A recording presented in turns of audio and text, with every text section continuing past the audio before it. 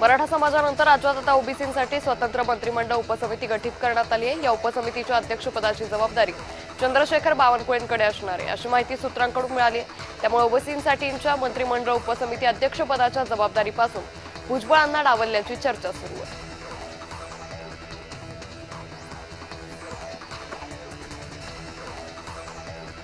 मराठा आरक्षणाबाबत काढण्यात आलेल्या जीआर बाबत ओबीसी नेते आणि कार्यकर्त्यांच्या मनात शंका आहे, ज्यामुळे याबाबत वकिलांचा सल्ला घेऊन कोर्टात जाण्याची आमची तयारी असल्याचं भुजबळ म्हणाले।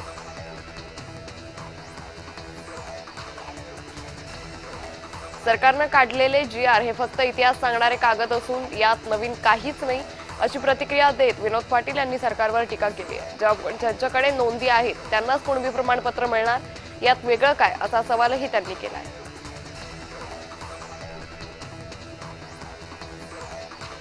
छगन भुजबळांच्या नाराजीनंतर राष्ट्रवादी काँग्रेस पक्षातील वरिष्ठ नेत्यांची तातडीची बैठक बोलावण्यात आली। देवगिरी या सरकारी निवासस्थानी बैठकीचं आयोजन करण्यात आलं। महायुतीत मंत्री भुजबळ यांनी आक्रमक पवित्रा घेतल्यानंतर संभाव्य अडचणी लक्षात घेत बैठक होत असल्याची सूत्रांची माहिती आहे।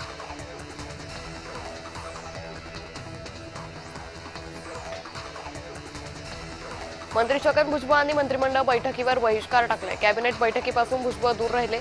मराठा आरक्षणाच्या जीआरवरून भुजबळ नाराज असल्याच्या चर्चा आहेत। मंत्रिमंडळ बैठक सुरू होण्यापूर्वीच भुजबळ सह्याद्री अतिथीगृहावर बाहेर पडले।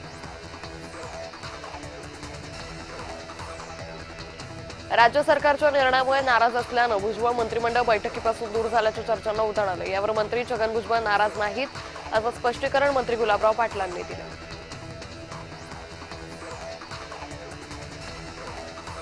ओबीसी समाजावर कुठलाही अन्याय होऊ नये यासाठी मराठा समाजाप्रमाणे ओबीसी समाजाच्या त्यांच्या न्याय हक्कासाठी उपसमिती नेमली असल्याची माहिती उपमुख्यमंत्री एकनाथ शिंदे यांनी दिली। तर भुजबळ बैठकीत गैरहजर राहिल्यानं भुजबळांना समजावून सांगू अशी प्रतिक्रिया शिंदे यांनी दिली।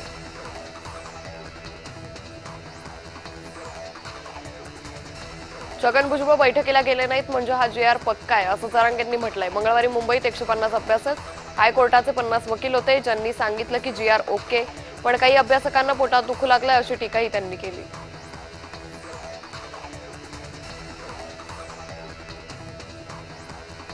मराठा कुणबी समाजातील पात्र व्यक्तींना जात प्रमाणपत्र मिळावं म्हणून प्रक्रिया केली असून यामुळे ओबीसींच्या आरक्षणाला कुठलाही धक्का लागणार नाही अशी प्रतिक्रिया ओबीसी नेते अशोक जीवतोडे यांनी दिली।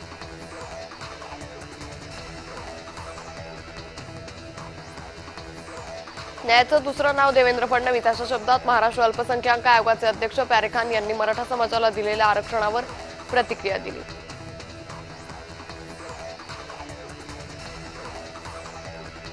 मराठा समाजाला न्याय देण्याचं काम देवेंद्र फडणवीसांनी केलं तर ठाकरे आणि संजय राऊतांनी मराठा समाजाला अपमानित करण्याची भाषा वापरली अशी प्रतिक्रिया नवनाथ बन यांनी दिली।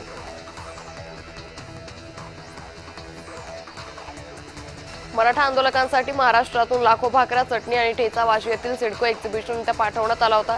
5व्या दिवशी मराठा आंदोलन मागण्या पूर्ण झाल्यानं मागे घेण्यात आल्यानं लाखो भाकऱ्या आणि ठेचाची नासाडी झाली आहे। जेवणाची नासाडी झाल्यानं मनपा सफाई कर्मचाऱ्यांनी अखेर या जेवणाची विल्हेवाट लावली।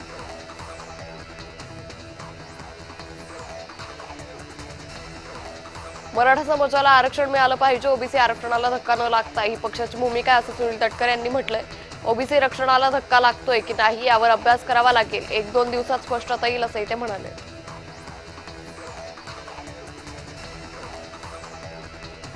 राज्य सरकारनं मराठा आरक्षणाच्या संदर्भात हैदराबाद गॅझेटियरची अंमलबजावणी करण्याचा अध्यादेश काढलाय।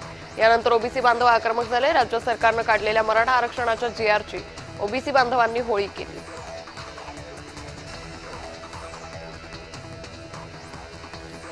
मराठा आरक्षणाचा जीआर काढल्यानंतर पुण्यात ओबीसी समाजानं आक्रमक पवित्रा घेतला। ओबीसी नेत्यांनी भिडेवाड्यात एकत्र येत महायुती सरकारच्या विरोधात आंदोलन केलं। यावेळी लक्ष्मण हाकेंनी महायुतीचा आदेश फाडला।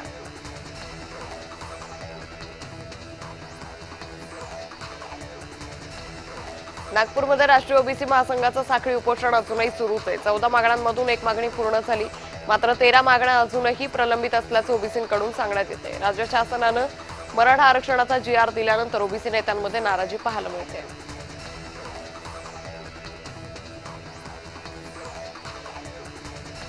बीडमध्ये ओबीसी समाजानं मराठा समाजाला दिलेल्या आरक्षणाच्या जीआरची जिल्हाधिकारी कार्यालयासमोर होळी केली। निर्णय तात्काळ रद्द करावा अन्यथा रस्त्यावर उतरून आंदोलन करू असा इशारा ओबीसी समाजानं दिला।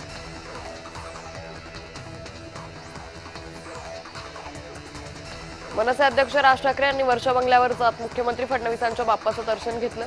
फडणवीसांनी पहिल्या दिवशी राज ठाकरे यांच्या निवासस्थानी जाऊन बाप्पाचं दर्शन घेतलं होतं.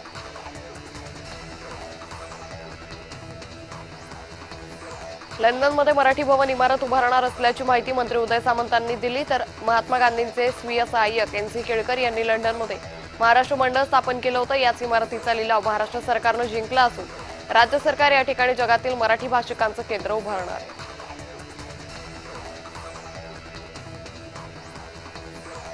मराठा आंदोलन करताना मिळालेल्या यशाबद्दल औंढा नागरीत मराठा समाज बांधवांकडून गुलाल उधळत जल्लोष करण्यात आला. फटाक्यांची आतिषबाजी करत 8वे ज्योतिर्लिंग असलेल्या हिंगोलीच्या औंढा नागनाथ इथे शंकराला 101 लिटर दुधाचा अभिषेक करण्यात आला. मुख्यमंत्री फडणवीसांच्या वर्षा निवासस्थानी स्नेहभोजनाचं आयोजन करण्यात आलं होतं. स्नेहभोजन कार्यक्रमासाठी महायुतीतील मंत्री आमदारांनी